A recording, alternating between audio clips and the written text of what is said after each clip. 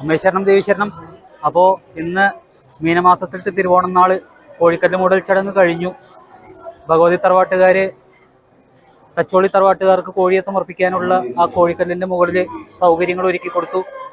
അതോടുകൂടി അവർ 3 തവണ വിളിച്ചു ചോദിച്ചപ്പോൾ തച്ചോളി തറവാട്ടിലെ കോഴികളുണ്ട് എന്ന് പറഞ്ഞുകൊണ്ട് 3 കോഴികളെ സമർപ്പിച്ചു.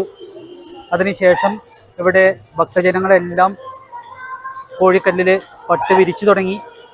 അതോടൊപ്പം തന്നെ ഭരണി നാളിൽ കോഴിക്കല്ല് മൂടിക്കഴിഞ്ഞാൽ വളരെ പ്രധാനപ്പെട്ട ഒരു സ്ഥാനത്താണ് ഞാൻ നിൽക്കുന്നത്. അതായത് എൻ്റെ പിന്നിൽ കാണാം മച്ചിലമ്മ അല്ലെങ്കിൽ മാളികപ്പുറത്തിരിക്കുന്ന ഭഗവതി എന്നൊക്കെയാണ് പറയുന്നത്. ഈ കെട്ടുകെട്ടി വരുന്ന ഭക്തർ, ഭരണി നാളുകളിൽ കെട്ടുകെട്ടി വരുന്ന ഭക്തർ, അതേപോലെ തന്നെ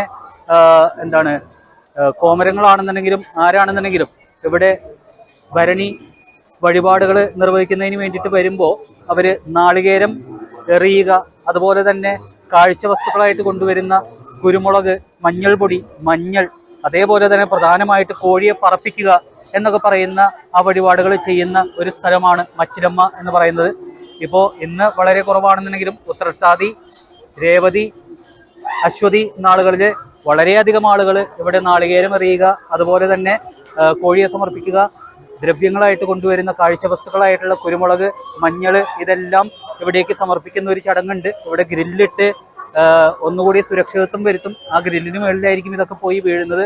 പരമാവധി ആളുകൾ ഇവിടെ എറിയുന്ന ആ നാളികേരം എന്ന് പറയുന്നത് അമ്മയുടെ കാൽക്കൽ വീഴുന്നതിന് വേണ്ടിയിട്ട് ആ മുകളിൽ കാണുന്ന ആ കവാടത്തിലൂടെ അകത്തേക്ക് എറിയുവാനാണ് ശ്രമിക്കുന്നത്. അപ്പം ഇത് എല്ലാവരെയും ഒന്ന് അറിയിക്കുന്നതിന് വേണ്ടി ചെയ്തു എന്നേ ഉള്ളൂ.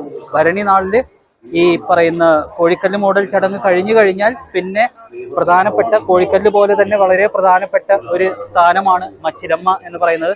നിങ്ങൾ കൊണ്ടുവരുന്ന ദ്രവ്യങ്ങളെല്ലാം ഇവിടെ അമ്മയുടെ കാൽക്കൽ സമർപ്പിക്കുക.